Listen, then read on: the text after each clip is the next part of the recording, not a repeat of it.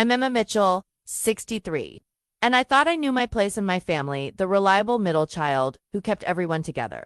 3 months after my husband David's sudden death, while I was still drowning in grief and medical debt from his cancer treatment, my parents threw an elaborate engagement party for my younger sister, Madison's third engagement. They spent $40,000 on champagne and designer flowers while I could barely afford groceries. But as Madison flaunted her massive diamond ring, demanding I smile for photos, our family lawyer walked in with an envelope that would shatter everything they thought they knew about money, inheritance, and who really mattered in this family. Happened Next exposed 29 years of lies and transformed me from the forgotten daughter into the one holding all the cards. Like and subscribe if you've ever been overlooked by your own family. The crystal chandeliers cast rainbow prisms across the marble foyer as I stepped into my parents' Westchester estate, still wearing my black dress from David's 3-month memorial service that morning. The contrast couldn't have been and grief walking into celebration and excess.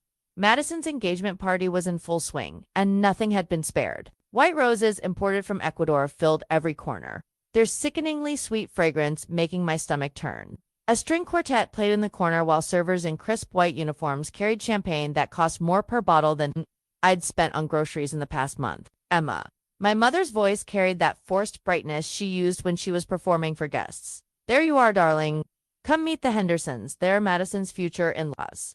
I forced a smile as she dragged me toward a cluster of well-dressed strangers, her grip tight on my arm. This is my middle daughter, Emma. She's adjusting after her recent loss. The way she said it, like David's death was a minor inconvenience I needed to get over, made my jaw clench. The Hendersons offered polite condolences before quickly turning their attention back to Madison, who was holding court near the grand piano, her third engagement ring catching the light with every dramatic gesture. That ring, a 5-carat princess, cut surrounded by smaller diamonds, probably cost more than the medical bills that were currently destroying my credit. While I'd been begging insurance companies and selling everything I owned to pay for David's experimental treatments, my parents had been planning this extravaganza. Isn't it gorgeous? Madison gushed, extending her hand toward anyone within reach. Jeremy had it custom designed at Tiffany. The center stone is flawless and the setting is platinum. Of course, Jeremy Caldwell, her latest fiancé, stood beside her with the same glazed expression her previous 2 fiancés had worn, like a deer caught in headlights. Not quite sure how they'd gotten there, but going along with it anyway. This was Madison's third engagement in 5 years. The first had ended when she'd cheated with her personal trainer. The second had imploded when she'd maxed out her fiancé's credit cards on a shopping spree in Paris. But here she was again, the center of attention. While I stood invisible in my morning clothes, Emma, you look so thin, my Aunt Carol whispered, pulling me aside. Are you eating enough? You know, grief can really affect your appetite. I wanted to tell her that grief wasn't affecting my appetite. Poverty was, that I'd been living on pasta and canned soup because every penny was going toward medical debt, that I'd had to sell my wedding ring last month just to make rent. Instead, I nodded and mumbled something about taking care of myself. The party swirled around me like a fever dream. Conversations about vacation homes in the Hamptons, charity galas, and stock portfolios. Madison's friends from college, all married to wealthy men, comparing their jewelry and complaining about their housekeepers. Not one person asked how I was really doing. Not one person acknowledged that 3 months ago, I'd watched my husband die in a hospital bed while drowning in medical bills. Ladies and gentlemen, my father's voice boomed across the room as he tapped his champagne flute with a sterling silver knife. If I could have your attention, please. The room quieted as everyone turned toward the makeshift stage where my father stood with Madison and Jeremy. This was it, the official announcement that would cement Madison's position as the family's success story, while I remained the cautionary tale. Diane and I are thrilled to announce the engagement of our daughter, Madison, to Jeremy Caldwell. My father began, his chest puffed with pride. Jeremy is a successful investment banker, following in the footsteps of his father, Charles Caldwell of Caldwell and Associates. The crowd applauded as Madison beamed, soaking up every moment of attention. I stood in the back, invisible as always, when I noticed something that made my blood freeze. A man in a dark suit had entered through the front door, carrying a leather briefcase and looking decidedly out of place among the party guests. He was older, maybe 60, with silver hair and the serious demeanor of someone who dealt with important matters. As he scanned the room, his eyes found me, and something in his expression suggested he was looking for someone specific. That's when everything changed. The memory hit me like a physical blow as I watched the lawyer approach. 6 months ago, I'd been standing in this same foyer, but instead of celebrating, I'd been begging. Please, Dad, I'd whispered, clutching a stack of medical bills that seemed to grow thicker every day. The insurance won't cover the treatment, Dr. Peterson says. It could give David another year, maybe 2. My father had barely looked up from his newspaper. Emma, we'd love to help, but we're dealing with our own expenses right now. Madison's wedding planning is quite costly. Madison's wedding planning, at the time, she'd been engaged to fiancé number 2, planning a destination wedding in Tuscany that would cost more than David's entire treatment protocol. It's $50,000, I'd said, my voice breaking. I know it's a lot, but David is dying. He's only 31. We haven't even had a chance to start the family we dreamed about. My mother had looked up from her phone, where she'd been scrolling through wedding venues. Darling, you have to be realistic. These experimental treatments rarely work, and you'll just end up deeper in debt. Maybe it's time to accept that some things are in God's hands. God's hands. As if God's hands weren't working through the brilliant oncologist who'd offered David a chance at life, a chance we couldn't afford. I'd left that day with nothing but a lecture about financial responsibility and a suggestion that I explore other options. Those other options had included selling everything we owned, starting a GoFundMe that raised barely enough to cover a week of treatment, and eventually taking out loans that would haunt me for the rest of my life. David had been amazing through all of it. Even as the cancer ate away at him, even as the treatments made him sick and weak, he'd never complained. He'd held my hand through every doctor's appointment, every insurance denial, every desperate phone call to family members who had money but not hearts. He'd whispered one night in the hospital, his voice barely audible above the machines, keeping him alive. I'm sorry I can't give you the life you deserve. I'd pressed my face against his chest, feeling how thin he'd become. You gave me everything that matters. I wanted to take care of you, he'd said. I wanted to be the husband who could provide, who could give you security. You are, I'd whispered back. You're the only person who's ever truly taken care of me. And it was true. David had been the first person in my life who'd really seen me. Not as the middle child who should be grateful for scraps of attention. Not as the practical daughter who should handle everything quietly. But as someone worthy of love and protection. When he'd proposed, he'd done it with a modest ring we'd picked out together, nothing like the massive rocks my sister preferred. I promise you, he'd said, I'll spend my whole life making sure you feel valued. He'd kept that promise even as his life slipped away. The last month had been the worst. David had been transferred to hospice care, and I'd barely left his side. My parents had visited exactly twice, once to drop off a casserole my mother had clearly picked up from the grocery store, and once to check in for exactly 15 minutes before rushing off to a charity luncheon. Madison had come once, spending most of the visit on her phone, planning her bachelorette party. She'd left after 20 minutes, claiming the hospital environment was triggering her anxiety. David had died on a Tuesday morning in March, with me holding his hand and whispering all the things we'd planned to do together. The funeral had been small. David's family, a few close friends, and my parents, who'd spent the service checking their phones and left immediately after the burial. 2 days later, my mother had called to tell me about Madison's engagement party plans. It'll be good for you to have something cheerful to focus on, she'd said. Grief can really consume you if you let it. As if I had a choice. As if grief was something I could schedule around family celebrations. Standing in the foyer now, watching the lawyer's serious expression, I felt the weight of those months, the fear, the desperation, the loneliness of watching my husband die while my family planned parties. The medical bills were still coming, still destroying my credit, still reminding me every month that I'd fought for David's life alone. The lawyer was getting closer, and something in his purposeful stride suggested that everything was about to change. I just didn't know how much. As the lawyer navigated through the crowd, memories of childhood flooded back, a lifetime of being Madison's shadow. The responsible one who never caused trouble and therefore never earned attention. I was 7 when I first understood my place in the family hierarchy. Madison, 5 and already beautiful with her blonde ringlets and china blue eyes, had thrown a tantrum because she wanted the toy I was playing with.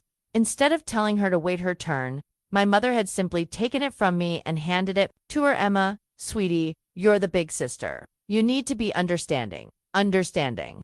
That became my role, the one who understood why Madison got the bigger bedroom, the more expensive clothes, the private tutoring when her grades slipped. I was the one who understood why her college tuition was paid in full while I worked 3 jobs to get through state school. I was the one who understood why her credit card debt was quietly handled by Dad, while I learned to live within my means.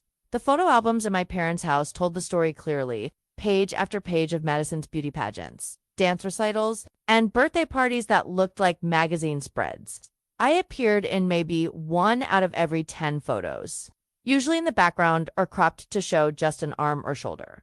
My high school graduation photo was buried in the back of an album, while Madison's cheerleading photos took up entire pages. When I graduated summa cum laude from college, the celebration dinner lasted an hour because Madison had a date. When Madison barely scraped through community college, they threw a party that lasted until midnight. I'd tried to excel in different areas, thinking maybe I could earn their attention through achievement. I'd been editor of the school newspaper, president of the debate team, and valedictorian of my graduating class. None of it mattered. Madison's latest boyfriend or shopping trip or minor drama always took precedence. Emma's just naturally responsible, my mother would say dismissively when friends commented on my achievements. She doesn't need as much attention as Madison. Madison is more sensitive. Sensitive. That was the word that excused everything Madison's tantrums. Her irresponsibility, her inability to handle consequences. I was supposed to be the strong one, the one who didn't need support or encouragement or recognition. When I'd started dating David in college, I'd brought him home nervously, hoping my parents would see what I saw: his kindness, his intelligence, his genuine care for me. Instead, they'd barely acknowledged him, spending the entire dinner talking about Madison's latest modeling audition. "He seems nice," my mother had said afterward, in the same tone she might use to describe a piece of furniture. Very steady. Steady, the kind of compliment that wasn't really a compliment. The kind that suggested adequacy rather than excellence. David had noticed, of course. He'd seen how they treated me, how I seemed to disappear in my own family's presence.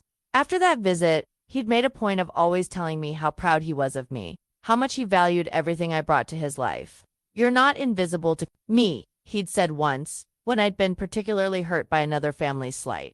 "You're the most important person in my world." It was David who'd helped me see the pattern of favoritism that had shaped my entire life. He'd pointed out how my parents' love seemed conditional on not making waves, on being grateful for whatever scraps of attention they threw my way. "You deserve better," he'd said. "You deserve to be someone's first choice, not their consolation prize." With David, I had been someone's first choice. He'd chosen me over prettier women, wealthier women. Women who came from families that would have welcomed him with open arms instead of polite indifference. Now, standing in my parents' foyer, in my grief and my financial ruin, I was back to being invisible. The forgotten daughter at the Golden Child celebration, trying to blend into the wallpaper like I had for 29 years. But the lawyer was looking directly at me, as if I were the only person in the room who mattered. His expression was kind but serious, and he was carrying something that would clearly change everything. As he got closer, I could see that he was older than I'd first thought, maybe in his 70s, with the kind of distinguished bearing that came from decades of handling important affairs. His suit was expensive but understated, and his briefcase looked worn from years of use.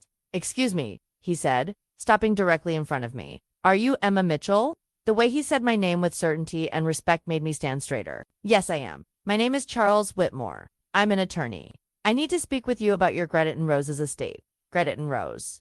I hadn't thought about her in months, not since her funeral last year. She'd been my grandmother's sister, a woman who'd lived quietly in Manhattan and rarely attended family gatherings. I'd barely known her, though I remembered her as kind but distant. "I'm sorry," I said, confused. "I think there might be some mistake. I didn't know Aunt Rose very well." Mr. Whitmore smiled, and something in his expression suggested he knew something I didn't. "Ms. Mitchell, your Gretnut Rose knew you better than you might think. Is there somewhere we can talk privately?" The party continued around us, Madison's laughter ringing out above the music. But I felt like I was standing in a bubble of silence. Something momentous was happening. Something that would change everything. "Yes," I said, surprising myself with the steadiness of my voice. "Yes, we can talk." I led Mr. Whitmore to my father's study, the one room in the house where we might have some privacy. As we walked through the party, I noticed how the lawyer's presence seemed to command subtle attention. People stepped aside automatically, sensing his importance even if they didn't know who he was. The study was quiet, lined with leather-bound books my father had bought by the foot to look impressive. Mr. Whitmore closed the door behind us and gestured for me to sit in one of the burgundy leather chairs facing the desk. Ms. Mitchell, he began, settling into the chair across from me. I've been trying to reach you for several weeks. Your great Aunt Rose passed away 13 months ago, and I've been handling her estate. I remember the funeral, I said. It was very small. She didn't have many close relationships with the family. That's not entirely accurate, Mr. Whitmore said gently. Rose was quite close to one family member. She followed your life very carefully, Ms. Mitchell. She knew about your marriage, your husband's illness, and his recent passing. She was deeply saddened that she couldn't help during his treatment. I stared at him in confusion. I don't understand. I barely spoke to her. Rose was a very private person, but she was also very observant. She attended every family gathering for decades, watching, listening, taking note of how family members treated each other. He opened his briefcase and withdrew a thick manila envelope. She left very specific instructions about her estate. The envelope looked official and important, the kind of document that changed lives. I could hear the party continuing beyond the study, Madison's voice rising in delighted laughter as someone complimented her ring. Ms. Mitchell, Mr. Whitmore continued, Rose's estate is substantial. She was a successful investor who lived modestly but accumulated significant wealth over her lifetime. Her portfolio includes real estate, stocks, bonds, and various other assets. That's wonderful, I said, though I wasn't sure why he was telling me this. I'm sure the family will be grateful for whatever she left. Mr. Whitmore's expression grew more serious. Emma May, I call you Emma. Rose left her entire estate to you. You are her sole beneficiary. The words hit me like a physical blow. I felt the air leave my lungs as I stared at him, certain I'd misheard. I'm sorry, what? Your Greta and Rose left everything to you. The Manhattan penthouse, the house in the Hamptons, her investment portfolio, her art collection, her vintage car collection, everything. The total value is approximately $12 million. $12 million. The number was so large, it didn't seem real. 3 months ago, I'd been begging my parents for $50,000 to save my husband's life. Now, a woman I barely knew had left me more money than I could have imagined. There has to be a mistake, I whispered. She barely knew me. We never had a relationship. Rose knew you better than you think, Mr. Whitmore said kindly. She left letters explaining her decision. She watched your family dynamics for decades, Emma. She saw how you were treated, how you were overlooked, how you handled every challenge with grace and dignity while others in your family demanded attention for far less. I felt tears starting to form, but I couldn't tell if they were from grief, shock, or something else entirely. She knew about David. She knew everything. She knew about his illness, about your medical bills, about your family's refusal to help. She tried to intervene through me, but by the time we located you, David had already passed. She was heartbroken that she couldn't help when you needed it most. The study door burst open, and Madison swept in, her dress rustling with indignation. Emma, what are you doing? You're missing my party to hide in here with some random man. She stopped short when she saw Mr. Whitmore, who had risen politely at her entrance. Her eyes immediately went to his expensive suit and briefcase, calculating. Oh, she said, her tone shifting to curious sweetness. I'm sorry, I didn't realize you had a business guest. I'm Madison Henderson-Well, soon to be Madison Caldwell. I'm Emma's sister. A pleasure, Mr. Whitmore said formally. I'm Charles Whitmore, attorney for Rose Mitchell's estate. Madison's eyes lit up like Christmas morning. Oh, Gradant, Rose. How wonderful. I was just telling Jeremy about her. She was such a sweet old lady. Are you here about the inheritance? Yes, Mr. Whitmore said simply. That's so exciting. Madison clapped her hands together. I mean, it's sad that she's gone, of course, but it's wonderful that she remembered the family. How much are we talking about here? I watched my sister's face, seeing the naked greed that she didn't even try to hide. This was Madison in her element, calculating, entitled, already planning how to spend money that didn't belong to her. The estate is valued at approximately $12 million, Mr. Whitmore said. Madison's mouth dropped open, then curved into a delighted smile. 12 million. Oh my God, that's incredible. Jeremy and I can finally have the wedding we've always dreamed about, and we can buy that house in Greenwich we've been looking at. This is perfect timing. Madison, I said quietly, the money isn't. We'll need to discuss how to divide it fairly. Madison continued, already lost in her fantasies.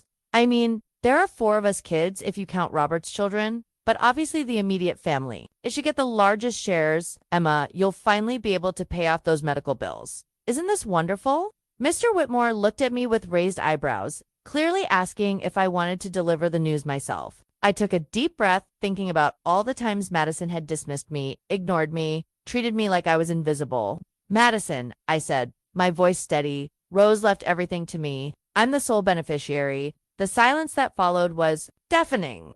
Madison's face went through a series of expressions: confusion, disbelief, and finally, rage. That's impossible, she said flatly. There's been a mistake. Mr. Whitmore reached into his briefcase again and pulled out a bundle of letters tied with a blue ribbon.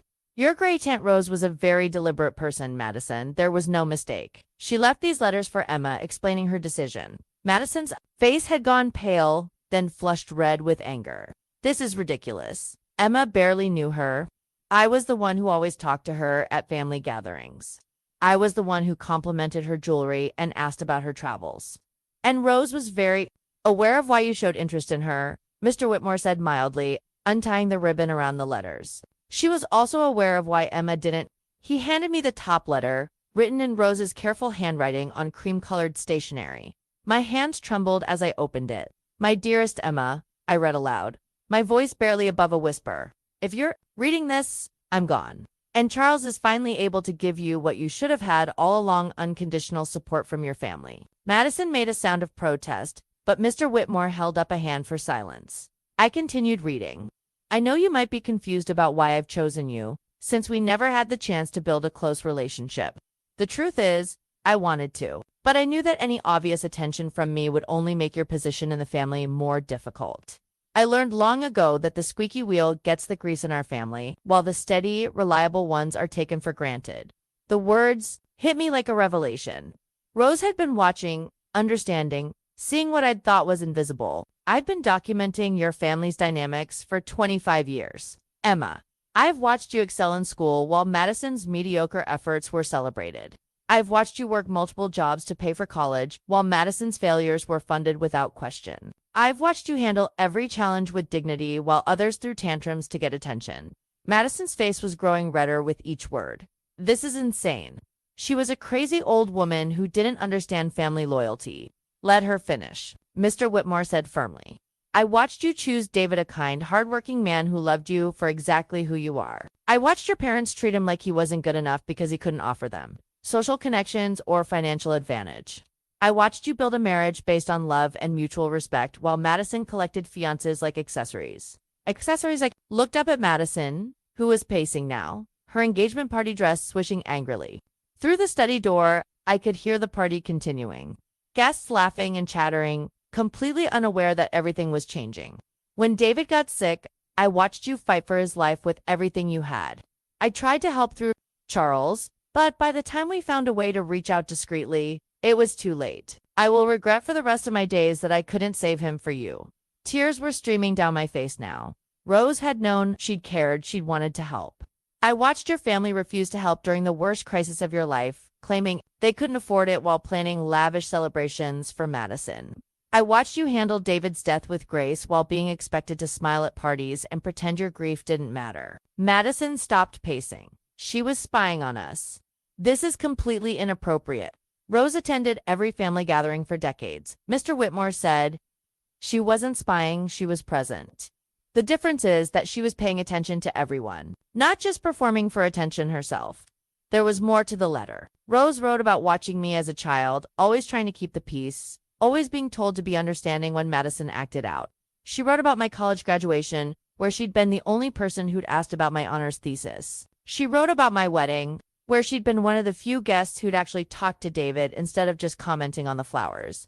Emma, you have spent your entire life being the giver, the supporter, the one who asks for nothing and receives less. I'm giving you my estate not because I pity you, but because I admire you. You are the only person in this family who has consistently shown kindness, integrity, and genuine care for others. The letter continued with practical account numbers, safe deposit box locations, instructions for accessing various assets. But it was the final paragraph that broke my heart completely. I know this gift comes too late to save David, and I know it can't undo the years of being overlooked by people who should have treasured you.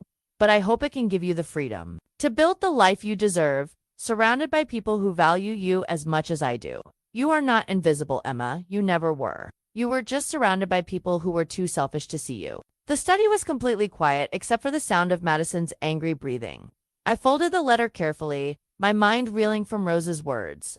There are more letters, Mr. Whitmore said gently. Rose documented specific instances over the years. She kept detailed records of family financial support. How much was given to whom, for what purposes. She wanted you to understand that her decision was based on decades of observation, not impulse. Madison finally exploded. This is completely unfair. I loved Greta Hunt Rose. We all did. Just because Emma was weird and antisocial doesn't mean she deserves everything. What about family loyalty? What about sharing? I looked at my sister, really looked at her hand for the first time in my life. I saw her clearly. Not as the golden child I'd always envied, but as someone who'd never learned to earn anything, never learned to consider anyone else's needs, never learned that love wasn't a performance. Madison, I said quietly, when did you last ask me how I was doing? When did you last offer to help with anything? When did you last show up for me the way you expect everyone to show up for you? She stared at me, her mouth opening and closing like a fish. That's not the point. You're my sister. We're supposed to share things. We're supposed to share a lot of things, I agreed. Love, support, consideration. When did you last share any of those with me? For the first time in my life, Madison had no answer. Mr. Whitmore opened a thick folder and spread documents across my father's desk, like a treasure map of my new life. Each page represented something I'd never dared to dream of owning. Let's go through the specifics, he said, his voice calm and professional while Madison stood behind us, breathing like an angry bull. The Manhattan penthouse is located on 5th Avenue, overlooking Central Park. It's a 3-bedroom, 3-bathroom unit with approximately 2,800 square feet. Current market value is roughly $4.2 million. I stared at the property photos. He handed me floor-to-ceiling windows, original hardwood floors, and a view of the park that looked like a postcard. It was the kind of apartment I'd only seen in movies. The Hampton House is a 4-bedroom colonial on 3 acres in East Hampton. Rose used it as her summer retreat. Market value is approximately $2.8 million. Morphodesat, charming house with wraparound porches, gardens that looked professionally maintained, and a private beach access. Madison made a choking sound. 2 houses. She had 2 houses and never mentioned them. Rose was a very private person, Mr. Whitmore continued, ignoring Madison's outburst. She believed in living modestly despite her wealth. The investment portfolio includes stocks, bonds, and mutual funds currently valued at approximately $3.8 million. Very conservative investments, well-diversified, generating steady income. He showed me statements from accounts. I'd never heard of numbers so large they seemed abstract. While I'd been selling my wedding ring to make rent, Rose had been quietly accumulating wealth that could have solved every problem I'd ever had. There's also her art collection, Mr. Whitmore continued, pulling out an insurance appraisal. She collected primarily contemporary American artists. The collection is valued at approximately $1.2 million. $1.2 million in art? Madison's voice was getting shrill, and she lived in that tiny apartment and drove that old car. The apartment wasn't tiny, and the cars are part of the inheritance as well, Mr. Whitmore said mildly. Rose collected vintage automobiles. She has a 1965 Mustang convertible, a 1972 Porsche 911, and a 1958 Corvette, all in pristine condition, collectively valued at approximately $400,000. I felt like I was floating outside my body. Classic cars worth more than most people's houses. Art worth more than I'd made in my entire career. Real estate in the most expensive areas of the country. The liquid assets, Mr. Whitmore continued, include checking and savings accounts totaling approximately $200,000, plus the proceeds from some recent stock sales she made specifically to provide you with immediate cash flow. He handed me a bank card and a set of keys. Emma, as of today, you have full access to all of these assets. The estate cleared probate last month and everything has been transferred to your name. I held the bank card like it might explode. I don't understand how this is possible. How did she accumulate so much? Rose was incredibly smart with money, Mr. Whitmore explained. She started investing in the 1960s when she got her first job as a secretary at an investment firm. She learned from the traders, started small, and built her portfolio over 50 years. She lived on a fraction of her income and invested the rest. Madison was reading over my shoulder, her face getting progressively paler as the numbers sank in. This is insane. One person doesn't need this much money. It should be shared with the family. Madison, I said, turning to face her. How much money did you spend on your first wedding? The one that lasted 6 months. She flushed red. That's not relevant. $80,000, I continued, remembering because I'd been the one who'd had to listen to my parents complain about the cost after she'd cheated on her husband. Your second engagement party cost $30,000. This party tonight probably costs $40,000. When have you ever suggested that family money should be shared when it was being spent on you? That's different. Those were investments in my future, and David's cancer treatment wasn't an investment in our future. The question hung in the air like a physical presence. Madison's mouth opened and closed, but no sound came out. Mr. Whitmore cleared his throat gently. Emma, there's one more thing. Rose left specific instructions that the inheritance should not be contested or divided. She had her mental capacity professionally evaluated 6 months before her death specifically to prevent any legal challenges. She was of completely sound mind and made this decision deliberately. He pulled out another document. She also left instructions for you about how to handle family pressure. She anticipated that there would be demands for you to share the inheritance, and she wanted you to know that you have no legal or moral obligation to do so. Madison's composure finally cracked completely. This is unfair. Emma doesn't deserve this. She doesn't know anything about managing money or property. She wastes it all. And then what? The family gets nothing. The family has gotten plenty, I said quietly. You got college tuition, graduate school, 3 weddings, cars, credit card payments, and endless financial support. I got told to be understanding. That's not the same thing. You're right. I agreed. It's not the same thing.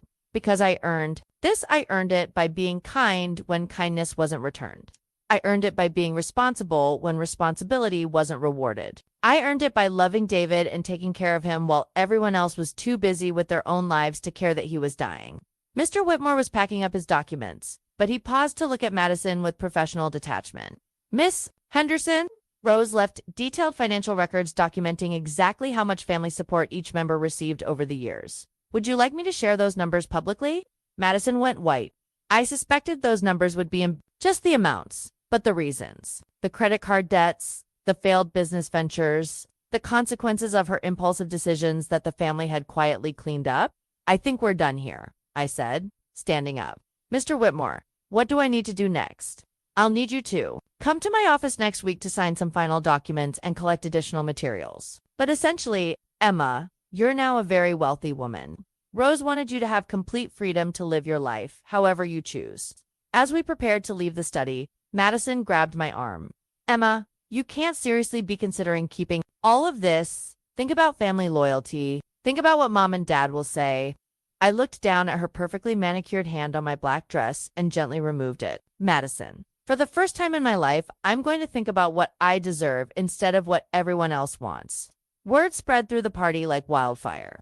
By the time Mr. Whitmore and I emerged from the study, conversations had stopped mid-sentence, and every eye in the room was focused on us. Madison had clearly been busy during our final minutes in the study, whispering frantically to anyone who would listen. My mother appeared at my elbow with the speed of a heat-seeking missile. Emma, darling, Madison told us the wonderful news about Aunt Rose's inheritance. How generous of her to remember the family.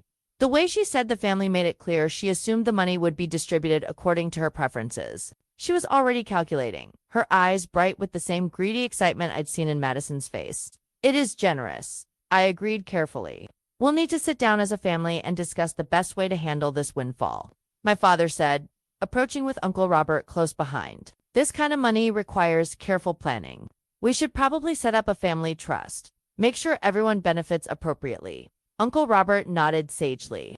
He'd always been the family's self-appointed financial advisor, despite the fact that his own businesses had failed spectacularly twice. Emma, you'll want experienced guidance on this. $12 million is serious money. You can't just handle it on your own. I looked around the room at my family's faces. My parents, Uncle Robert, Madison, even Jeremy, looking awkward but interested. Every single one of them was looking at me differently than they had an hour ago. Suddenly, I was fascinating. Suddenly, I was worth their attention. Actually, I said clearly, loud enough for the nearby guests to hear. Rose left everything, specifically to me. I'm the sole beneficiary. The silence that followed was deafening. I watched my mother's face go through a series of expressions: confusion, disbelief, and then something that looked almost like panic.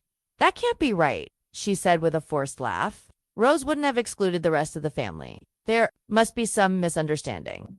There's no misunderstanding, Mr. Whitmore said firmly. Rose was very specific about her intentions. Emma is the sole heir to the entire estate. Uncle Robert stepped forward, his face already showing the aggressive expression he wore when he wanted to intimidate someone. Now hold on.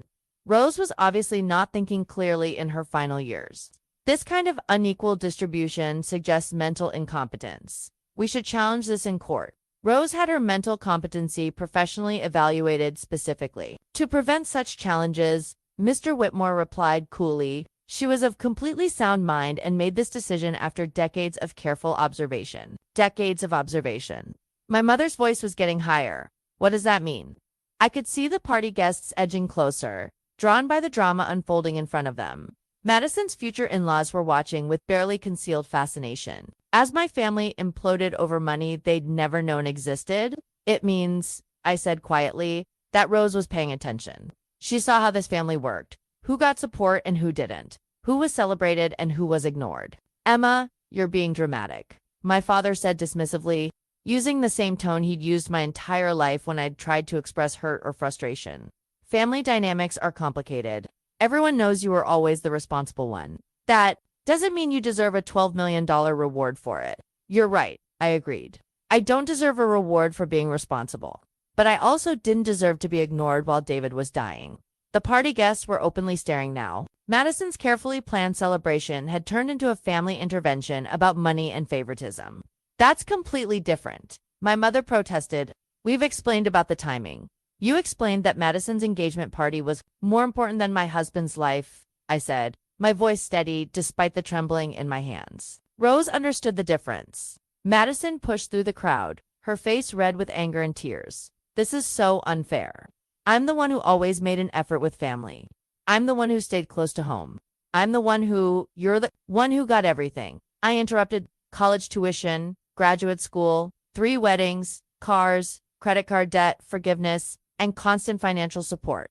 What exactly did I get? Madison, you got. She started, then stopped, clearly struggling to come up with anything. I got told to be understanding. I finished, I got told to be patient. I got told to be grateful for whatever scraps of attention I received. Uncle Robert tried a different approach, moving closer with what he probably thought was a paternal expression. Emma, you're upset right now, and rightfully so. You've been through a terrible loss. But you need to think about this rationally. What are you going to do with $12 million? You don't have experience managing that kind of wealth. Neither did Rose when she started. I pointed out she learned. I can learn too, but why should you have to? My mother said, switching tactics to controlling. Why should you bear that burden alone? Let the family help. Let us share the responsibility. Share the responsibility, I repeated slowly. Like you shared the responsibility when David was sick. Like you shared the responsibility when I was drowning in medical bills. My father's face was getting red, the way it always did when he was about to lose his temper. Emma, you're being unreasonable. We've explained that our finances were tied up in Madison's engagement party, I said, gesturing around the room at the elaborate decorations, the expensive flowers, the hired staff. This party cost more than David's entire treatment protocol. That's not fair, Madison protested. You can't compare. You're right, I agreed. I can't compare them. One was about saving a life. The other was about showing off. Mr. Whitmore stepped closer to me, clearly sensing the rising tension in the room. Emma, we should probably go. We have a lot of paperwork to complete, but I wasn't done. For 29 years, I'd been the peacekeeper, the understanding one, the daughter who didn't make waves. For 29 years, I'd watched my family celebrate Madison while treating me like an afterthought. For 3 months, I'd grieved alone, while they planned parties. I want everyone to understand something, I said, my voice carrying across the room. Rose didn't give me this inheritance because she felt sorry for me. She gave it to me because she saw who I really was, not the invisible daughter you've all taken for granted, but someone worthy of love and support. The room was completely silent now except for the soft jazz still playing in the background. For the first time in my life, I continued. Someone chose me first. Someone saw my value. Someone decided I deserved the best instead of whatever was left over. I looked around at my family's faces, shocked, angry, calculating, but not one of them looking genuinely happy for me. And that tells me everything I need to know about where I stand with all of you. That evening, alone, in my small apartment, for the first time as a millionaire, I sat surrounded by the documents Mr. Whitmore had given me. The bank cards felt surreal in my hands, pieces of plastic that represented more money than I'd ever imagined having. But it was the bundle of letters that held my attention.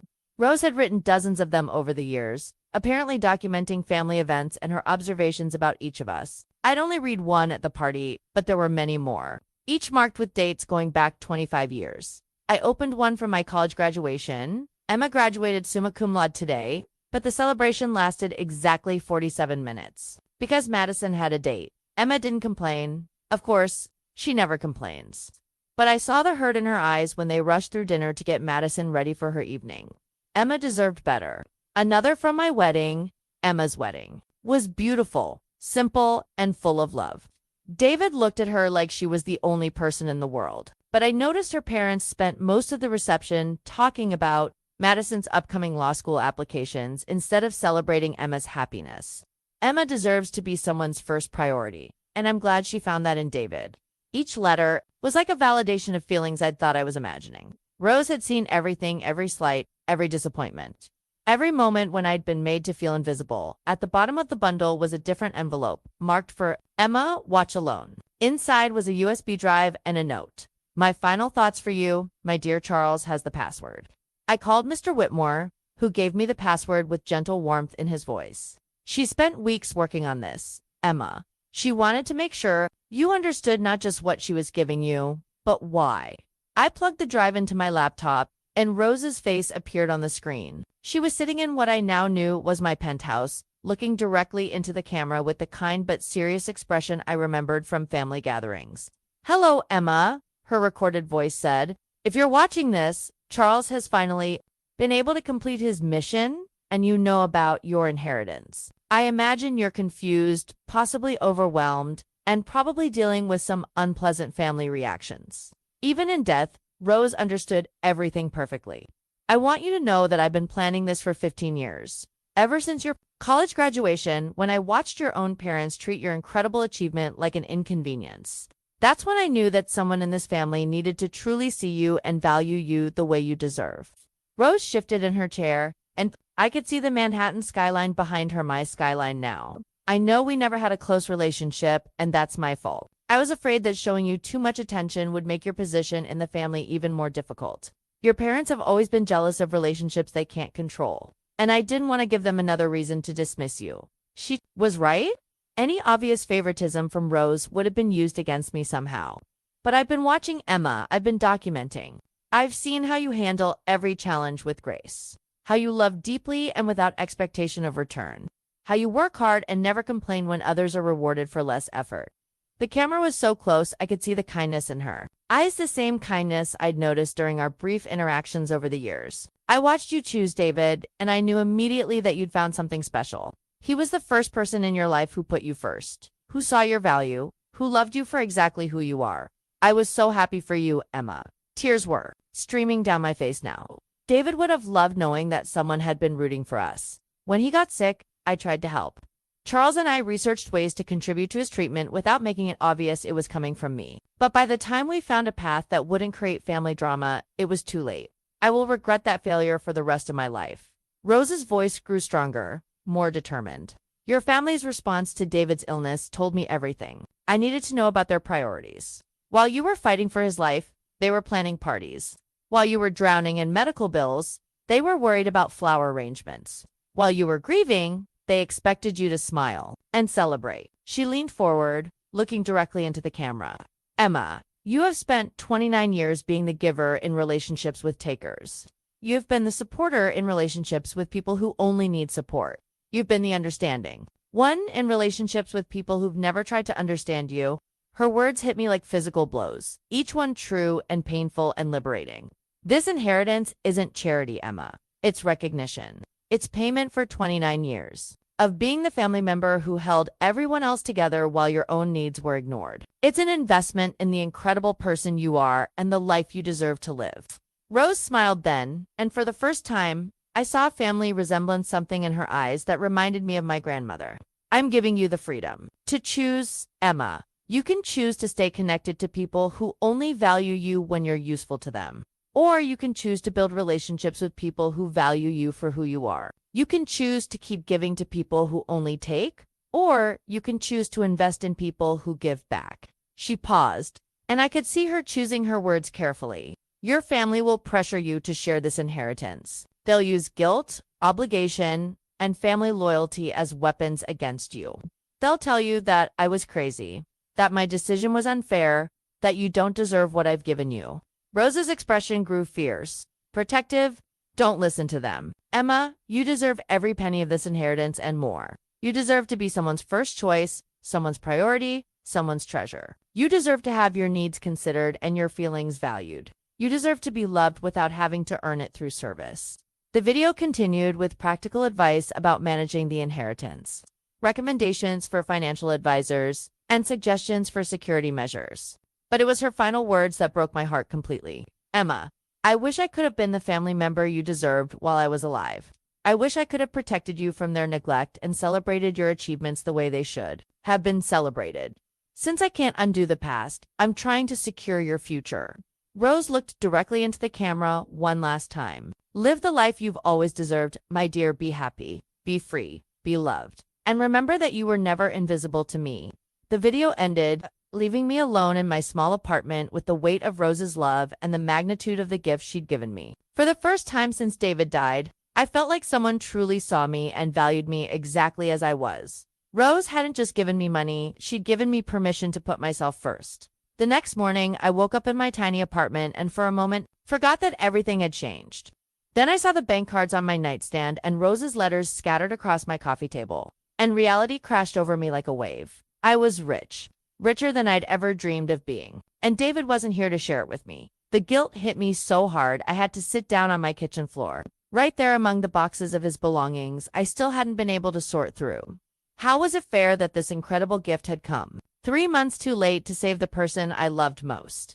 I pulled one of David's boxers toward me and opened it carefully. Inside were his notebooks from the novel he'd been writing, a science fiction story about love, transcending time and space.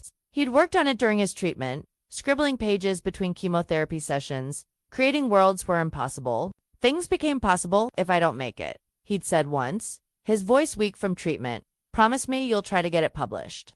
I want to leave something behind, something that proves I was here. I'd promised, but after he died, I couldn't bear to read his words. The notebooks had sat in this box for 3 months while I struggled just to survive each day. Now, with Rose's gift making survival possible, I carefully opened the first notebook. David's handwriting was shaky from the medications, but his words were strong and clear. Chapter 1. Marcus had spent his entire life feeling invisible, overlooked by a world that seemed to have no place for quiet dreamers. But in the space between heartbeats, in the pause between one breath and the next, he discovered that being invisible had given him the power to see what others missed. I started crying before I finished the first paragraph. David had been writing about me, about us, about finding love when you'd given up hope of being truly seen. My phone rang, interrupting my tears. Madison's name flashed on the screen, and I almost didn't answer. But something made me pick up. Emma, thank God, she said, her voice breathless with relief. I've been thinking all night about yesterday, and I owe you an apology. I was shocked and said things I didn't mean. But I've talked to Jeremy, and we've come up with a solution. Here it comes, I thought. The manipulation disguised as reconciliation. We think you should keep the penthouse you deserve, a nice place to live. But the other assets could be shared with the family. We could set up a trust. Maybe with you as the administrator since Rose chose you. That way everyone benefits. But you still get recognized for being Rose's favorite. I closed David's notebook carefully, my hand steady despite my emotions. Madison, what do you think David would say about this conversation? What? I don't understand. David would say that. This is exactly what Rose was protecting me from. People who only want a relationship with me when I have something they want. That's not fair, Emma. We're family. We love you. When I asked quietly, when have you loved me? Show me one example in the last 5 years when you put my needs before your own wants. The silence stretched long enough that I could hear Madison thinking, scrambling for an example that didn't exist. That's not ... That's not how family works. She said finally, family is about being there for each other. You're right, I agreed. David's family called me every week after he died to check on me. His sister brought me groceries when I couldn't afford them. His mother held me while I cried and never once told me I needed to move on faster. That's how family works. But we're your blood family. Blood doesn't mean anything if there's no love backing it up, I said, thinking of Rose's words from the video. David's family chose to love me. You've all chosen to love me only when it's convenient. After I hung up, I sat with David's notebook in my lap, thinking about choices. David had chosen me when I was just a struggling college student with no money and a complicated family. He'd chosen me when I was sad, when I was difficult, when I was scared about his illness. Rose had chosen me when I had nothing to offer her. Except the person I was. My family was choosing me now that I had $12 million. The difference was crystal clear. I opened David's notebook again and continued reading. His story was beautiful, funny, and heartbreaking, and full of hope. It deserved to be published. It deserved to be read. David deserved to be remembered for the brilliant, kind man he was. Not just as my late husband who died tragically young, and now I had the resources to make that happen. I spent the morning reading through his notebooks, discovering a complete novel that was better than anything I'd expected. David had created a universe where love was the most powerful force in existence, where being overlooked by some people meant you were perfectly positioned to be treasured by the right people. By afternoon, I'd made several decisions. I was going to hire an editor to help prepare David's novel for publication. I was going to use part of Rose's inheritance to establish a scholarship for aspiring writers who couldn't afford traditional publishing paths. And I was going to stop feeling guilty about having money that could honor David's memory instead of just mourning his absence. Rose had given me the freedom to choose what kind of life I wanted. David had shown me what it felt like to be chosen and cherished. My family was offering me the same old dynamic, me giving, them taking, everyone pretending it was equal. For the first time in my life, I was going to choose myself first. That evening, I called Mr. Whitmore to schedule our meeting. It was time to start building the life David would have wanted for me. The life Rose had made possible, the life I finally believed I deserved. Mr. Whitmore, I said when he answered, I'm ready to claim my inheritance. All of it. His voice was warm with approval. I think Rose would be very proud of you, Emma. As I hung up the phone, I looked around my small apartment at the medical bills still stacked on my kitchen counter, at David's boxers waiting to be unpacked, at the life I'd been living in survival mode for months. Tomorrow, everything would change. Tomorrow, I would start living instead of just surviving, and David would be proud of me too. The next morning, I woke up determined to take control of my new reality. My first stop was Mr. Whitmore's office in Midtown Manhattan, where the full scope of Rose's gift became tangible. These are the keys to the penthouse, he said, placing them in my palm like they were made of gold. The building has a doorman, and I've already informed them that you're the new owner. Rose's housekeeper, Mrs. Chen, has been maintaining the apartment. She'd like to continue working for you if you're interested. I stared at the keys, trying to process that I owned a home I'd never even seen. What about utilities, maintenance, property taxes? All handled through a management company Rose established years ago. Everything is automated, Emma. She wanted your transition to be as smooth as possible. He handed me a leather portfolio containing account information, property deeds, and contact information for Rose's various advisors. I've taken the liberty of scheduling appointments with her financial advisor, her insurance agent, and her attorney different from me. I handle only estates. You'll want to meet them all within the next few weeks. As we went through the paperwork, my phone buzzed constantly with text messages. I finally looked at it during a break and found 17 messages from family members. Mom, Emma, we need to talk. This inheritance situation is causing family problems. Dad, call me immediately. We need to discuss your responsibilities to the family. Uncle Robert, Emma, I've consulted with my attorney about inheritance law. You need legal representation. Madison, everyone is talking about you keeping all the money. Do you really want to be known as the greedy sister? And several more in the same vein: guilt, pressure, veiled threats, and manipulation disguised as concern. Everything all right? Mr. Whitmore asked, noticing my expression. My family is not taking this well, I said, showing him a few of the messages. He nodded knowingly. Rose anticipated this. In fact, she left specific instructions for this situation. He pulled out another document from his seemingly endless briefcase. She asked me to give you this letter if family pressure became intense. I opened the letter, written in Rose's careful handwriting. Emma, if you're reading this, they're trying to guilt you into sharing what I gave you specifically to you. Let me be very clear. You owe them nothing. I documented their financial support over the years, and the numbers are staggering. Madison alone has received over $400,000 in direct support since turning 18, college tuition, graduate school, wedding costs, credit card payments, car purchases, and general living expenses. Your parents spent $150,000 on her 3 engagement parties and weddings combined. Your total family support: $12,000 for college textbooks and a $5,000 loan for your wedding that you paid back within 2 years. You have been financially independent since age 18 while supporting others emotionally. They have been financially dependent while taking emotional support for granted. The money I'm giving you doesn't belong to them any more than the money they've already received belongs to you. Don't let them convince you otherwise. Mr. Whitmore was watching my face as I read. Rose was very thorough in her documentation. She has receipts, bank records, and detailed notes about every family financial transaction she was aware of. I felt a surge of gratitude for Rose's foresight. Armed with actual numbers, the guilt tactics seemed less powerful. I want to write a formal response, I said, something that sets clear boundaries and ends the discussions. Excellent idea. Mr. Whitmore agreed.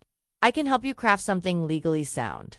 We spent the next hour working on a letter that was firm but professional. To my family, I understand. You're disappointed about Aunt Rose's inheritance decision. However, this matter is not open for negotiation, legal challenge, or family discussion. Rose made her decision after decades of careful observation and with full mental competency. She chose to give her estate to me for reasons she documented extensively. I will not be sharing, dividing, or redistributing any portion of this inheritance. I'm aware this may strain our family relationships. That's unfortunate, but not surprising given that these relationships have been strained my entire life, whenever family resources weren't flowing in your preferred direction. Moving forward, I'm setting clear boundaries. I will not discuss the inheritance amount, how I plan to use it, or whether I might change my mind about sharing it. I will not tolerate guilt trips, manipulation, or threats related to this matter. I will not attend family gatherings where the inheritance is a topic of conversation. Any attempts to legally challenge Rose's will or harass me about this decision will result in me cutting off contact entirely. I'm open to rebuilding our relationships on healthier terms that don't involve financial expectations or obligations. But I'm done being the family member who gives everything and receives criticism in return. If you can accept these boundaries, I'd welcome having better relationships with all of you. If you can't, then you're proving exactly why Rose made the decision she did. Emma, this is perfect, Mr. Whitmore said after reviewing it. Clear, firm, and leaves the door open for them to choose better behavior while protecting you from further harassment. After leaving his office, I walked through Central Park toward my new neighborhood, thinking about boundaries I'd never been allowed to set. For 29 years, I'd been the family member who absorbed everyone else's emotions, who accommodated everyone else's needs, who never complained when my own needs were ignored.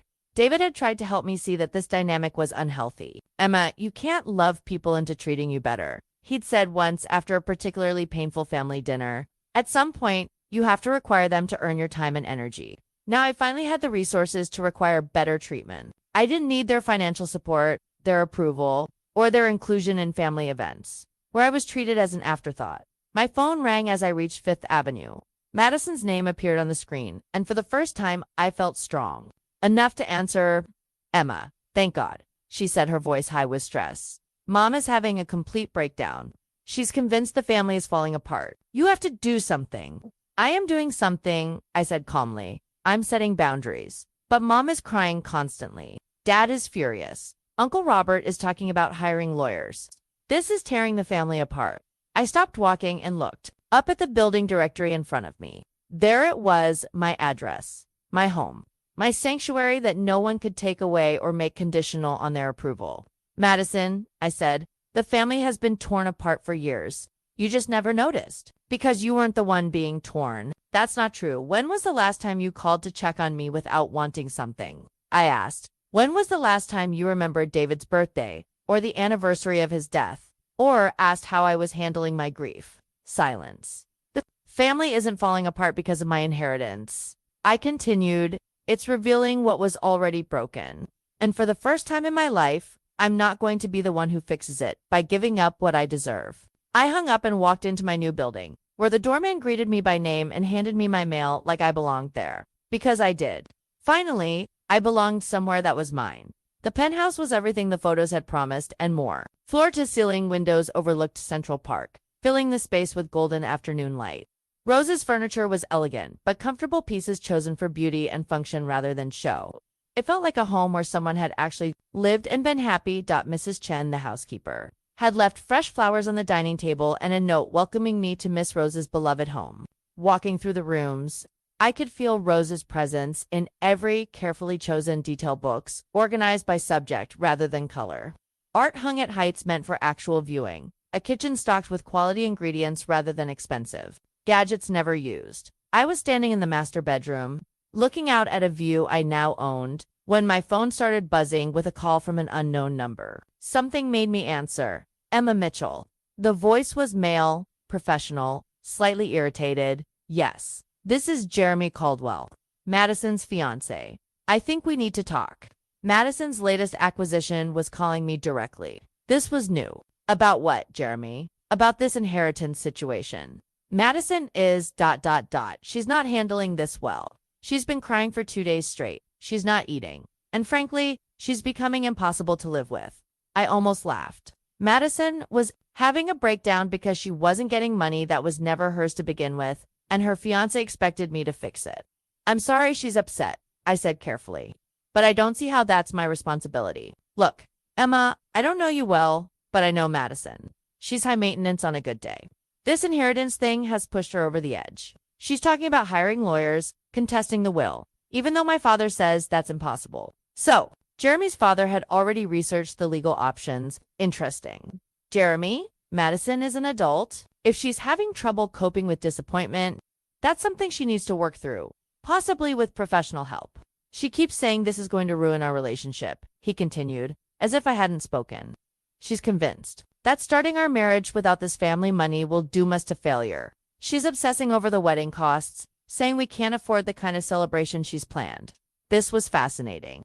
Madison had been engaged 3 times, and each time she demanded more expensive celebrations. Now she was worried that marrying within her actual means would somehow damage her relationship. Maybe this is an opportunity for you both to have a more realistic conversation about finances, I suggested. Realistic. Jeremy's voice rose. Emma, she's been planning this wedding for months. The deposits alone are $50,000. She's already ordered a dress that costs more than most people's cars. And there it was the real issue. Madison had been spending money she didn't have, based on an inheritance she'd never been promised. Jeremy, I hate to be blunt, but Madison's financial planning isn't my responsibility. She's an adult who made assumptions about money that didn't belong to her. But you could help, he said, his voice taking on the wheedling tone I'd heard him use with Madison when he wanted something. You don't need $12 million. Even if you kept most of it, you could spare enough to help with the wedding. I sat down on Rose's my sofa looking out at the park where people were walking their dogs and living their normal lives, blissfully unaware that someone was trying to guilt me into funding a 3rd wedding for my spoiled sister. Jeremy, let me ask you something. Before this inheritance, how much did you know about my financial situation? What do you mean? Did you know I was drowning in medical debt from my husband's cancer treatment? Did you know I'd been selling my belongings to make rent? Did you know I'd been living on pasta and canned soup for months? Silence. Did Madison ever mention any of that to you? Did she ever suggest helping me? Or even ask how I was managing? More silence. The answer is no, I continued, because Madison doesn't think about other people's financial struggles. She only thinks about money when she wants to spend it. That's not fair. What's not fair is expecting me to fund her lifestyle when she never cared about my survival. I could hear my voice getting stronger, more confident. What's not fair is her having 3 engagement parties that cost more than most people make in a year while I was begging insurance companies to cover my dying husband's treatment. Look, Emma, I get that you're angry. I'm not angry. Jeremy, I'm done. I'm done being the family member who's expected to sacrifice for everyone else's comfort. I'm done being guilt-tripped into giving what I've earned to people who've never earned it themselves. My phone buzzed with a text message. Then another, then several more in rapid succession. All from Madison. How can you be so selfish? Rose would be disgusted by how you're acting. You're destroying our family over money. I can't believe you've become this kind of person. Everyone is talking about how greedy you are. David would be ashamed of you. That last message made me see red. Madison was invoking my dead husband's name to manipulate me into giving her money for a wedding. Jeremy, I said, my voice deadly calm. Madison just sent me a text saying David would be ashamed of me for not giving her wedding money. Oh God, Emma, I'm sorry. She's not thinking clearly. She's thinking very clearly.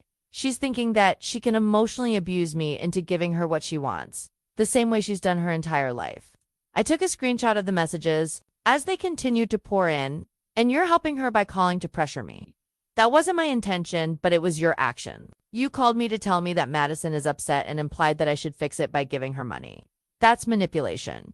Jeremy, whether you intended it or not. The messages kept coming. You were always jealous of me. This is your revenge for being the ugly sister. I hope you're happy destroying the family. You don't deserve that money. Rose was obviously senile. I watched my sister reveal exactly who she was in real time and felt nothing but relief that I was finally seeing clearly. Jeremy, I said, I'm going to give you some free advice. If Madison is having a breakdown because she didn't get money, that was never promised to her, and if she's willing to emotionally abuse her own sister to try to get it, maybe you should think carefully about whether this is the person you want to build a life with. Emma, you don't understand. I understand perfectly. I understand that Madison has never been told no about money in her entire life. I understand that she's never had to live within her means or face consequences for her financial decisions. And I understand that she's showing you exactly who she becomes when she doesn't get what she wants. I hung up and looked at my phone, where Madison's messages were still arriving every few seconds. Her mask was completely off now, revealing the entitled, manipulative person she'd always been underneath the family favorite facade. For the first time in my life, I felt grateful to see Madison's true colors so clearly. Rose had been right. This inheritance wasn't just giving me financial freedom. It was giving me the truth about who my family really was when they couldn't get what they wanted from me. I turned off my phone and sat in the peaceful quiet of my new home, surrounded by Rose's books and art and the love she'd put into creating a sanctuary. Madison could have her meltdown. I was finally free. The next morning, I found a package outside my door that had been delivered by a special courier. My name was written on it in Rose's familiar handwriting. With a note from Mr. Whitmore, Rose asked me to deliver this to you 1 week after you took possession of the penthouse. She said you'd need it when the family pressure became intense. Inside was a thick manila folder labeled Family Financial History for Emma's protection and a letter on top. My dear Emma, if you're reading this, your family is probably making your life miserable right now. They're likely using guilt, obligation, and emotional manipulation to try to get you to share what I deliberately gave only to you. This folder contains 25 years of documentation that will help you understand exactly why I made the decision I did. Use it however you need to protect yourself. I opened the folder and gasped. Rose had kept meticulous records of every family financial transaction she'd been aware of: bank statements, canceled checks, receipts, even photographed credit card bills when she'd had access to them during family gatherings. The first section was titled Madison Henderson Financial Support 1999 to 2024. College tuition at private university, $180,000 graduate school tuition, $75,000 car purchase BMW. Age 22, $45,000 car purchase Mercedes. Age 26, $62,000. Credit card debt forgiveness documented instances, $89,000 wedding number 1 expenses, $85,000 wedding number 2 expenses, $73,000 engagement party expenses, 3 parties, $47,000 monthly allowance during job searching. Periods, $156,000 over 26 months. Emergency bailouts, rent, utilities, MISC. $43,000 total documented support. $855,000. I stared at the number. Madison had received nearly $1 million in family support over 25 years. And that was only what Rose had been able to document. The next section was titled Emma Mitchell Financial Support, 1999 to 2024. College textbook assistance. $8,000 over 4 years, wedding loan repaid in full. $5,000 emergency assistance during David's illness. $0 total documented support. $13,000 in 25 years, while Madison had received almost $1 million. But Rose hadn't stopped there. She'd documented other family members too. Uncle Robert's business bailouts, $125,000, cousin Sarah's car loan, $25,000, various grandchildren's college. Contributions, $89. Oh, everyone in the family had received significant financial support except me. The next section contained Rose's detailed observations about family dynamics. She'd apparently been taking notes at every gathering for decades. Christmas 2019, Emma arrived alone, David having cancer treatment. Family spent 10 minutes acknowledging David's situation, then 3 hours discussing Madison's engagement to fiancé Junhal RMAHL FM Key, claiming headache. No one noticed. Emma's college graduation 2016, parents spent entire dinner discussing Madison's job interview instead of Emma's. Summa cum laude achievement. Emma attempted twice to share her plans for graduate school. Conversation immediately redirected to Madison's concerns about her starting salary. Madison's wedding number 1.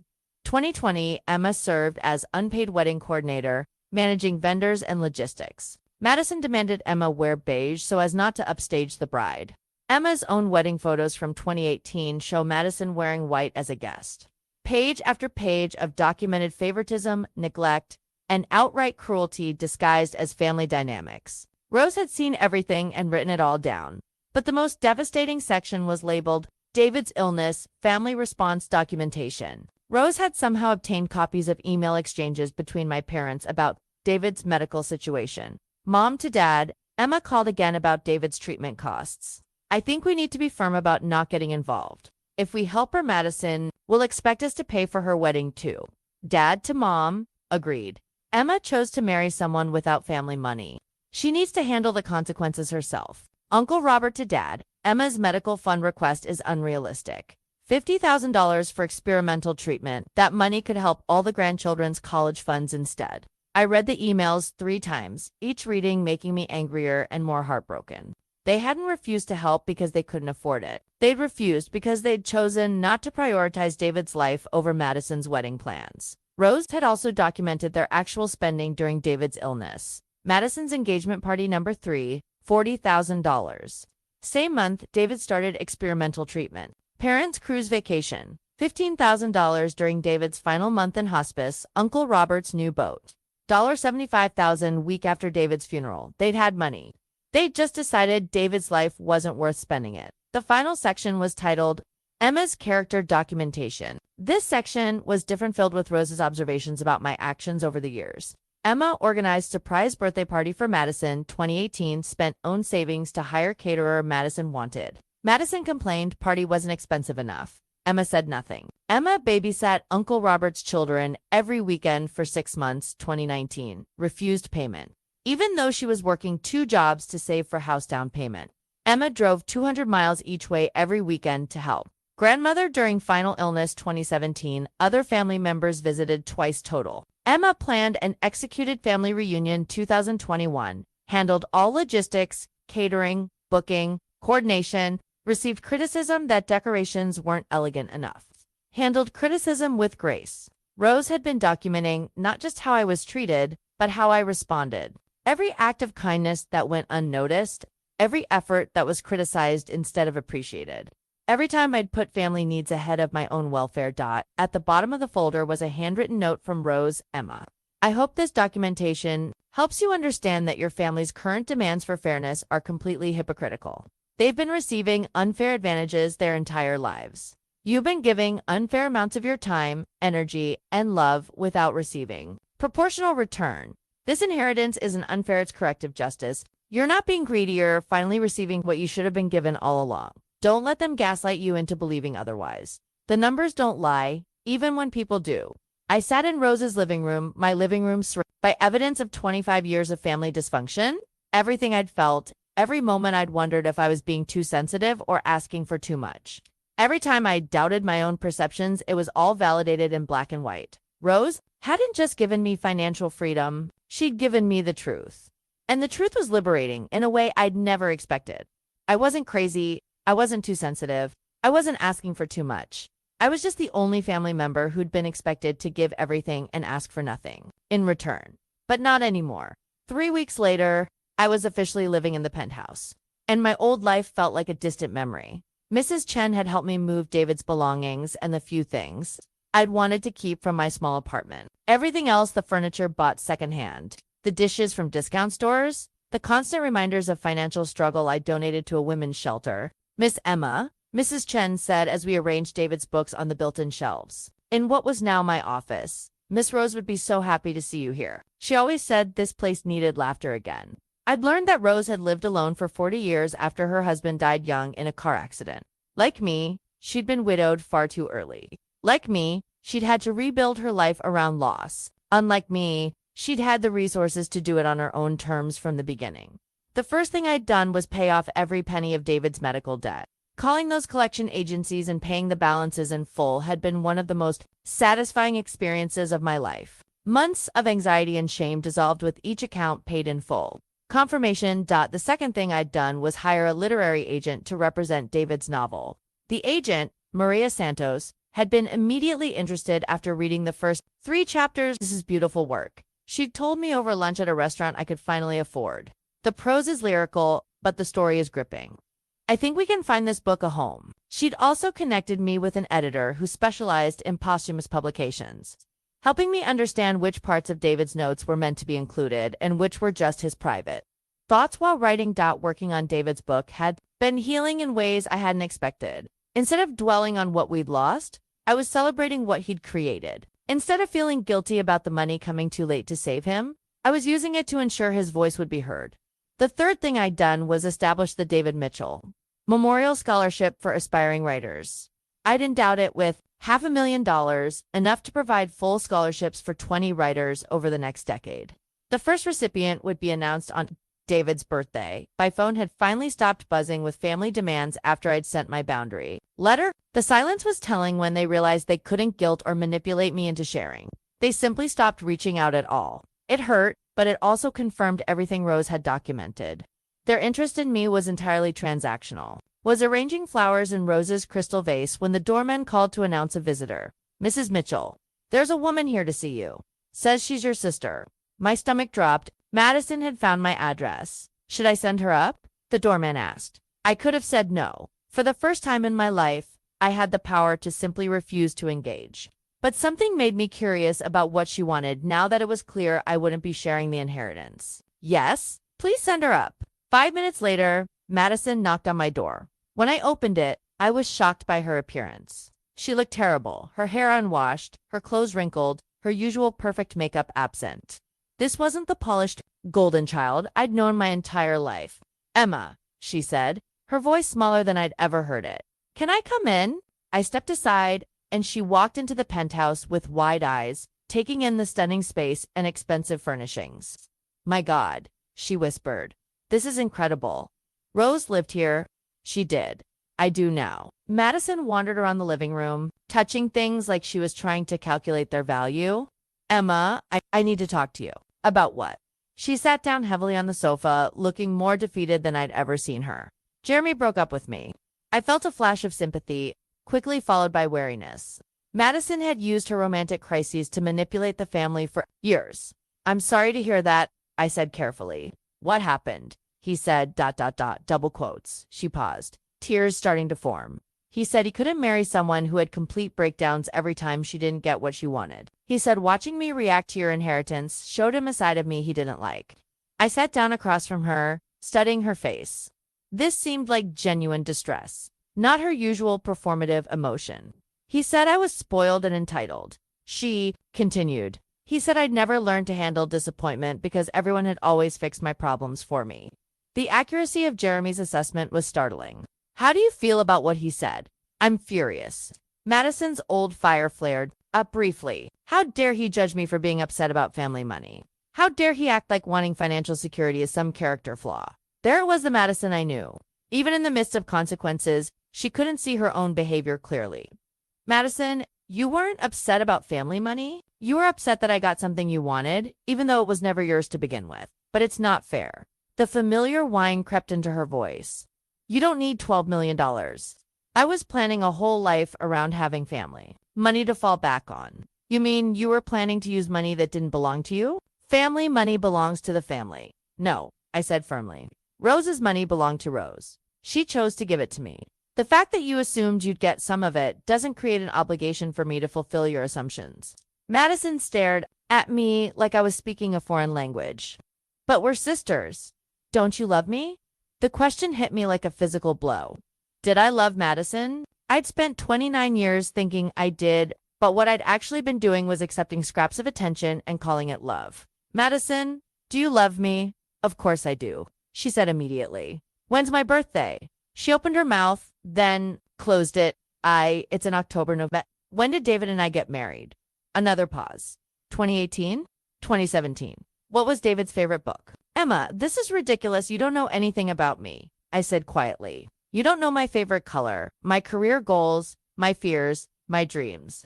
You don't know what makes me happy or what breaks my heart. You've never asked. That doesn't mean I don't love you. What does it mean then? Madison was crying now, but they seemed like tears of frustration rather than sadness. It means we're family. It means we're supposed to be there for each other. You're right, I agreed. We are supposed to be there for each other. When was the last time you were there for me? Silence. I've been there for you my entire life. Madison, I've planned your parties, supported your decisions, listened to your problems, helped you through your breakups. When have you done any of those things for me? I would if you asked. I shouldn't have to ask my sister to care about my dead husband or my financial struggles or my grief.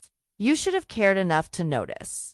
Madison was staring at me with something like shock, as if she'd never considered that relationships were supposed to be reciprocal. Jeremy was right, I continued gently. You've never learned to handle disappointment because everyone has always protected you from consequences. But I can't protect you from the consequences of treating people badly anymore. So that's it, she asked, her voice getting shrill again. You're going to cut off your own family over money. I'm not cutting anyone off. Madison, I'm just not going to accept being treated poorly anymore. If you want a relationship with me, it has to be based on mutual respect and care, not on what I can give you. She stood up abruptly, her brief moment of vulnerability gone. Fine, I can see you've changed. Money has changed you. You're right, I said. Money has changed me. It's given me the freedom to require the kind of treatment I deserve. If that's a problem for you, that tells me everything I need to know. Madison left without saying goodbye, and I watched from my window as she walked away down Fifth Avenue, probably already planning her next move to get what she wanted. But for the first time in my life, her manipulation tactics felt powerless against me. I had everything I needed, and it wasn't just the money. I had the truth about who I was and what I deserved, and that was worth more than any inheritance. After Madison left, I found myself drawn to Rose's photo albums, which Mrs. Chen had pointed out on a bookshelf in the study. I'd been avoiding them, not ready to see family history through Rose's eyes. But Madison's visit had stirred up questions I needed answered. The albums were meticulously organized by year, starting in 1995 when Rose had apparently begun documenting family gatherings. The early photos showed all of us as children, me gangly and serious, Madison golden and animated, our parents younger and seemingly happier. But as I looked closer, Rose's careful curation told a different story than the family narrative I'd grown up believing. In photo after photo, I was literally on the margins. Family Christmas pictures where I stood slightly outside the main group, birthday parties where I was helping serve cake while Madison was surrounded by admirers, school events where my parents were looking at Madison even when I was the one receiving awards. I'd always assumed that this was natural. Madison was more photogenic, more charismatic, more worthy of central attention. But seeing it documented year after year, I realized how deliberate it had been. I hadn't been accidentally overlooked. I'd been systematically marginalized. Rose had written notes on many of the photos. Christmas 2001, Emma, age 15. Spent entire morning cooking dinner while Madison opened gifts. Parents praised Madison's Christmas spirit but didn't acknowledge Emma's work. Emma's high school graduation, 2004, only family member to graduate with honors. Parents spent reception discussing Madison's prom dress drama. Madison's sweet 16 party, 2005, cost $15,000. Emma's 16th birthday, 6 months later, dinner at Applebee's with cake from grocery store. The documentation was devastating in its matter-of-factness. Rose hadn't editorialized or expressed outrage. She'd simply recorded the stark differences in how we were treated. One photo made me stop breathing entirely. It was from David's and my wedding day, and it showed the receiving line after the ceremony. David and I were greeting guests, both of us glowing with happiness. But in the background, clearly visible, was Madison wearing a white cocktail dress to my wedding. I remembered that dress. I remembered being hurt by the choice, but telling myself it was probably just coincidence, that she probably hadn't thought about how it would look. But Rose's note on the photo read, Madison wore white too. Emma's wedding, after being specifically asked by Emma's mother-in-law to choose another color. She changed clothes after the ceremony photos to avoid ruining the pictures. She'd worn white on purpose to my wedding, and then changed clothes so there wouldn't be photographic evidence. I kept flipping through albums, seeing my life through Rose's observant eyes. Every family vacation where I'd been assigned the smallest room or asked to share while Madison got privacy. Every family dinner where conversation revolved around Madison's latest drama while my achievements were mentioned briefly, if at all. Every crisis where I'd been expected to help while Madison was protected from inconvenience. The most painful album was labeled David Years 2015 to 2024. Rose had documented our relationship from the beginning, and her photos showed what my family had apparently missed: how happy David and I had been together. There were candid shots of us at family gatherings, talking quietly in corners while everyone else socialized. Photos of David helping in the kitchen while other family members sat and waited to be served. Pictures of us laughing together at family jokes that weren't actually funny, just enjoying each other's company amid the chaos. Rose had written, David sees Emma. He notices when she's tired, when she's overwhelmed, when she needs support. He's the first person in this family to treat her like her feelings matter. One photo from Christmas 2019 showed David and me sitting together on the couch while everyone else opened presents. I was leaning against his shoulder, both of us looking exhausted. David had been in early treatment then, and I'd been terrified but trying to hold it together for the family celebration. Rose's note, Emma managing entire Christmas celebration while David undergoes chemotherapy. Rest of family oblivious to their stress. Madison complained that Emma's cookies weren't as good as usual. I remembered that Christmas David had insisted on coming despite feeling terrible from his latest round of chemo. I'd been running on 3 hours of sleep after staying up all night making sure everything was perfect for the family gathering. And Madison had indeed complained about the cookies. But seeing it documented by someone who'd been paying attention, I realized how insane that dynamic had been. I'd been caring for my dying husband while organizing a family celebration, and the only feedback I'd received was criticism. The final album was the hardest to look through. It covered David's illness and death. And Rose had apparently attended more events than I'd realized, medical appointments where she'd sat quietly in waiting rooms, the funeral where she'd stayed in the back, the various family gatherings afterward, where I'd been expected to move on for everyone else's comfort. One photo showed me at Madison's second engagement party, just 2 months after David's funeral. I was standing alone near the bar, still wearing black, looking hollow and lost while celebration swirled around me. Rose's note, Emma forced to attend celebration 2 months after losing David, family acting like her grief is inconvenient. She left after 1 hour, no one noticed. I remembered leaving that party early, claiming a headache. I'd spent the evening sitting in my car in a parking lot, crying and wondering how my family could be so callous about my loss. Now I understood that Rose had noticed, Rose had seen me leave, Rose had cared about my pain even when my own family had been busy celebrating to acknowledge it. The last photo in the album was from Madison's third engagement party, the one where Mr. Whitmore had arrived with my inheritance. It showed me in the background, almost invisible in my black dress, while Madison sparkled in the center of attention. But Rose had written, Emma's darkest hour becomes her dawn. Finally, she'll have the freedom to choose relationships that honor her worth. I closed the albums and sat in Rose's study, surrounded by evidence of a lifetime of systemic neglect. But instead of feeling sorry for myself, I felt liberated. Every doubt I'd ever had about my family's treatment, every moment I'd wondered if I was being too sensitive, it was all validated by an objective observer who had been documenting the truth for decades. I wasn't imagining the favoritism. I wasn't being overly dramatic about the neglect. I wasn't wrong to feel hurt by their priorities. I was just finally seeing clearly. My phone buzzed with a text from my mother, Emma. We need to talk. This inheritance situation has gone on long enough. Family dinner Sunday. We expect you there. For 29 years, that tone of voice had sent me scrambling to comply, afraid of disappointing the family or causing conflict. Now, surrounded by Rose's documentation of how little my compliance had ever been appreciated, I felt nothing but calm certainty. I deleted the message without responding. I was done being expected to show up for people who'd never shown up for me. The harassment started escalating after I ignored my mother's dinner summons. Text messages became phone calls. Phone calls became voicemails. and voicemails became increasingly unhinged rants about family loyalty and my moral obligations. Uncle Robert had apparently appointed himself the family's legal strategist. His messages were particularly aggressive. Emma, I've been researching undue influence in inheritance cases. Rose was clearly manipulated into making this decision.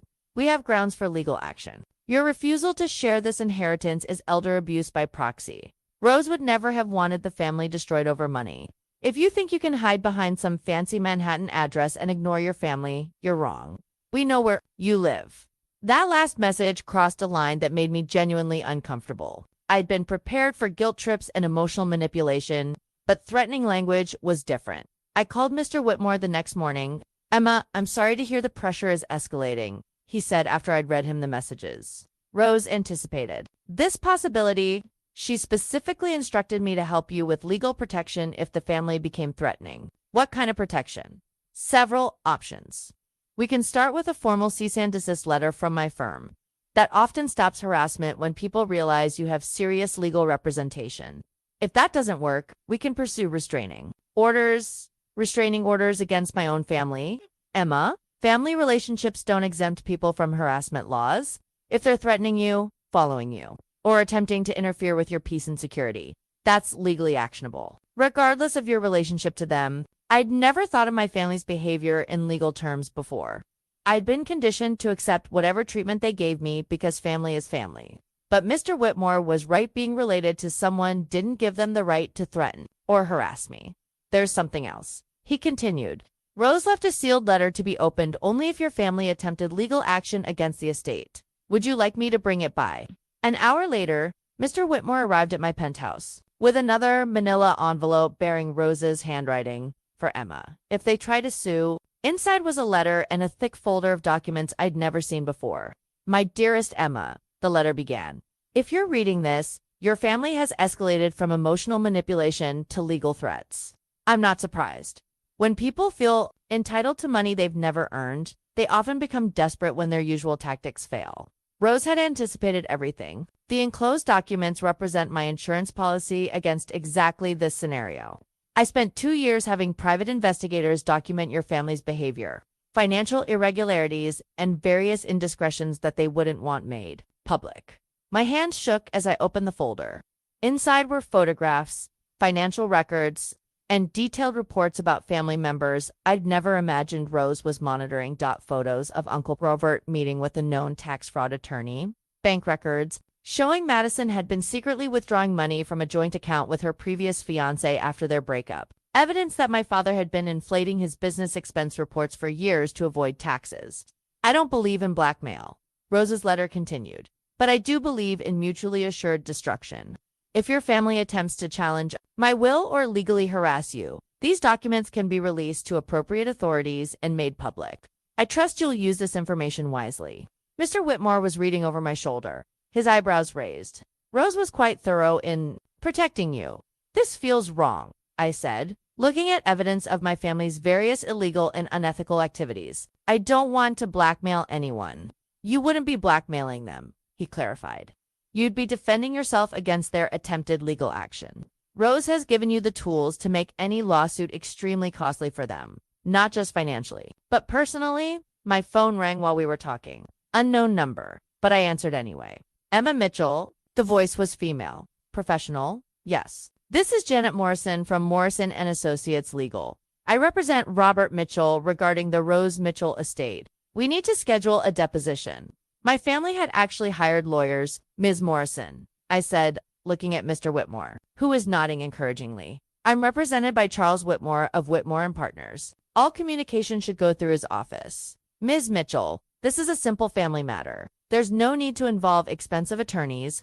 We're simply seeking fair distribution of assets that were clearly intended for the whole family. Ma'am, I said firmly, if this were a simple family matter, you wouldn't have been hired. Please contact my attorney.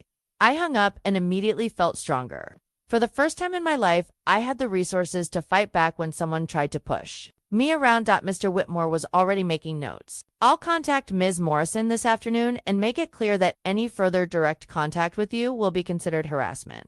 I'll also prepare a response to their threatened lawsuit. Can they actually challenge the will? They can try, but they'll lose. Rose was extremely careful about the legal requirements. She had multiple competency evaluations, witnesses to her signature, and detailed documentation of her reasoning. More importantly, he smiled slightly. Rose's estate includes a provision that anyone who unsuccessfully challenges the will must pay all legal costs for both sides. She thought of everything. She did. And Emma, based on these documents, she left you. I think one conversation with your uncle about the potential consequences of a lawsuit will end this legal threat very quickly. That afternoon, I called Uncle Robert directly. Emma, finally. We need to talk about this inheritance situation, Uncle Robert. I interrupted. I understand you've hired an attorney to challenge Rose's will. We have legal grounds. This unequal distribution clearly shows undue influence. I have some documents I think you should see before you proceed with any lawsuit. What kind of documents? Photos of you meeting with Jake Sullivan last year. Financial records from your business accounts. Communications with various clients about inflated billing. The silence that followed was deafening. I don't know what you think you have, he said finally, but his voice had lost all its bluster. I have enough to make any legal proceeding very uncomfortable for you. Rose was quite thorough in documenting family activities. Another long pause. What do you want, Emma? I want you and everyone else to stop harassing me about the inheritance. I want the legal threats to end. I want to be left alone to live my life. And if we agree to that, then these documents stay private and we can all move on with our lives. You're blackmailing your own family. No, Uncle Robert. I'm protecting myself from people who are trying to steal money that doesn't belong. To them, there's a difference. An hour later, Mr. Whitmore called to tell me that Morrison and Associates had withdrawn from representing Uncle Robert, citing irreconcilable differences with the client's goals. The harassment stopped immediately. For the first time since Mr. Whitmore had walked into Madison's engagement party, I felt truly safe. I had the resources to protect myself, the legal standing to demand respect, and the documentation to prove that my family's version of events had never been accurate. Rose hadn't just given me financial freedom, she'd given me the power to demand the treatment I deserved, and I was finally strong enough to use it. 6 months after that life-changing engagement party, I found the real treasure Rose had left me. I was organizing her personal papers when I discovered a wooden box hidden behind books in her bedroom closet. Inside were hundreds of letters, not the family documentation I'd already found, but personal correspondence spanning 50 years. Rose had been writing to me since I was born. Dear baby Emma, the first letter began, dated just days after my birth.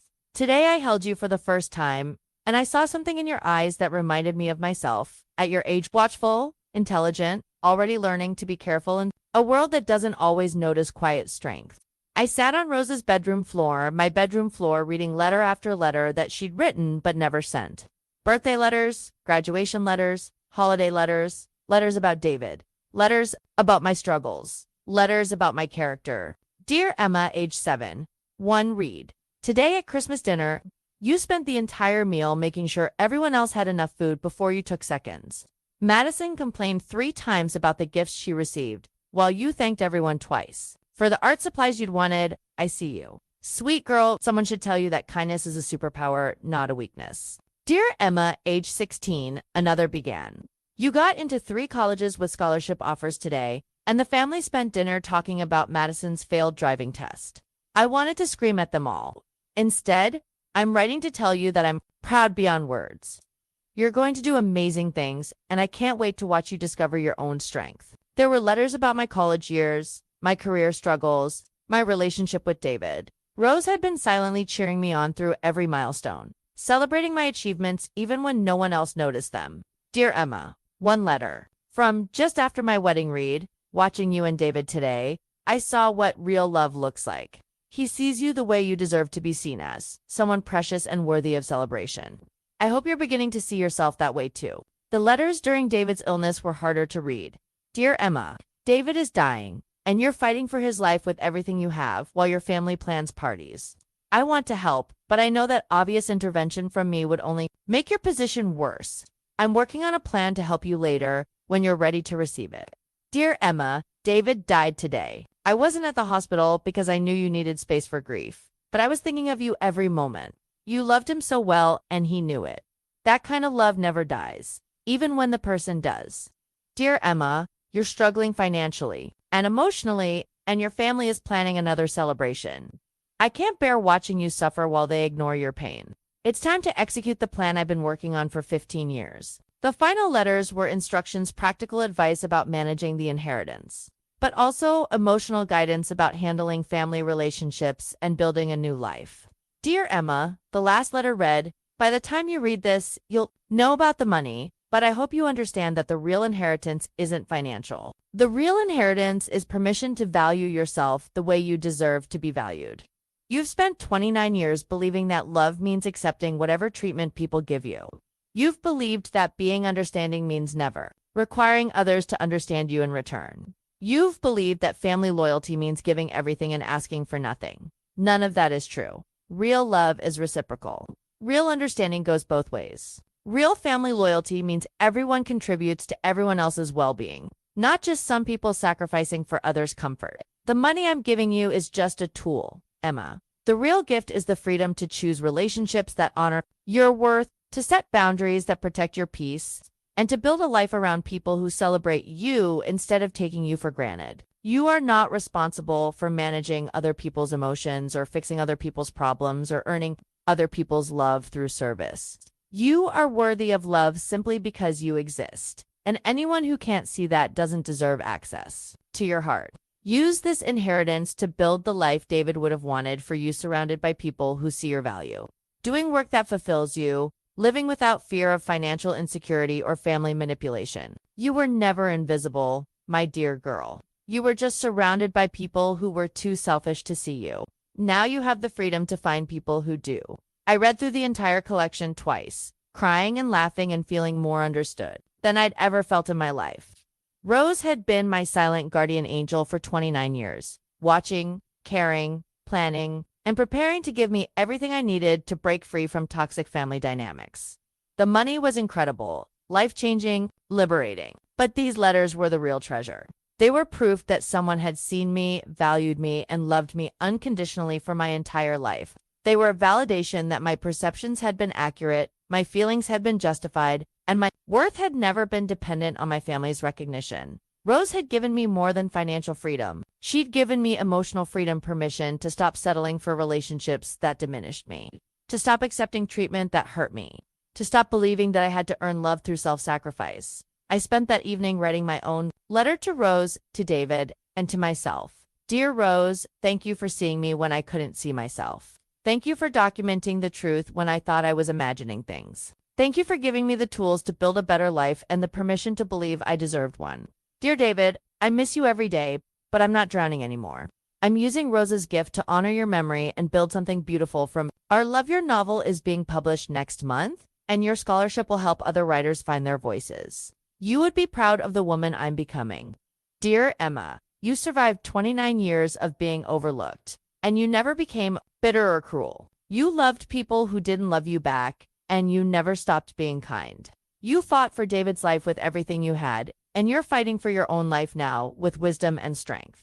You are worthy of everything good that's happening to you. That night, I slept better than I had since David died. I was surrounded by Rose's love, protected by her foresight, and finally free to become the person I'd always been underneath the family dynamics that had tried to diminish me. Real inheritance wasn't $12 million. It was the knowledge that I had been loved, valued, and seen by someone who'd understood exactly what I needed to heal and grow. Rose had given me myself back. 1 year later, I stood in the conference room of the David Mitchell Foundation, looking out at 50 young writers who'd received scholarships to attend our inaugural writing retreat. David's novel, The Space Between Heartbeats, had been published 6 months earlier and become a surprise bestseller, with all proceeds funding literary programs for emerging writers. Emma, said Sarah Chen, the foundation's program director, the panel is ready for you. I walked into the main auditorium where writers, editors, and agents were gathered for our keynote presentation. A year ago, I would have been terrified to speak in front of so many accomplished people. Now, surrounded by the work David and I had dreamed of doing together, I felt only gratitude and purpose. Good morning, I began, looking out at faces bright with ambition and hope. I'm Emma Mitchell, and I'm here to talk about the power of being seen. I told them about David's novel, about how his words had been written during his darkest hours, but carried messages of light and hope. I told them about Rose, who'd spent decades documenting love and building resources to help someone she believed in. I told them about the difference between being noticed and being truly seen. David saw me completely in my strengths, my fears, my dreams, my potential. Rose saw me clearly my worth, my character, my need for validation and support. Both of them invested in my future before I knew I had one worth investing in. In the audience, I could see young writers taking notes, their faces reflecting the hunger I remembered from my own early writing days, the desperate need to be understood, to have their voices heard, to know that their words mattered. The David Mitchell Foundation exists because being seen changes everything. When someone invests in your potential, when someone validates your dreams, when someone says yes, your voice matters. That changes the trajectory of your entire life. After the presentation, I walked through Central Park to clear my head. The foundation work was fulfilling beyond anything I'd imagined, but it was also emotionally intense. Hearing young writers' stories often reminded me of my own years of feeling invisible and unheard. My phone buzzed with a text from Dr. Patricia Reeves, the therapist I'd started seeing 6 months ago. How did the presentation go? Remain allowed to be proud of what you've built. Therapy had been another gift from Rose's inheritance. For the first time in my life, I had the resources to invest in my emotional healing instead of just surviving crisis to crisis. Dr. Reeves had helped me understand that my family's treatment of me had been emotional abuse disguised as normal family dynamics. You were trained from childhood to believe that your value came from what you could give to others, she'd explained. Your family created a system where Madison received unconditional support while you received conditional acknowledgement. Based on your usefulness, the therapy had been painful but liberating. I'd learned to recognize manipulation tactics I'd been accepting as normal communication. I'd learned to trust my own perceptions instead of doubting them when others gaslighted me.